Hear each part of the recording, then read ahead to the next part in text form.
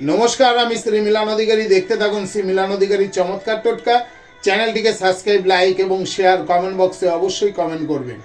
আপনার একটুখানি শেয়ারে অনেক নিম্নশ্রেণী মানুষের কাছে পৌঁছে যেতে পারে আমার এই বাক্য, এবং তারা এই টোটকা করে অবশ্যই তারা ভালো থাকতে পারে।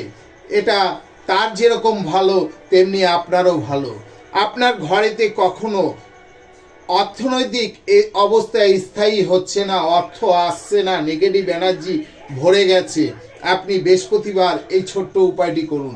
বৃহস্পতিবারে আপনি কি করবেন? বৃহস্পতিবারে একটি গ্লাস নিয়ে 1 চামচ জল, 1 গ্লাস জলের মধ্যে 1 চামচ হলুদ দিন, দিয়ে একটি তার উপরে ফুল দিয়ে মা লক্ষ্মীকে ওম সিং শ্রিং মন্ত্র বলে অর্পণ করুন।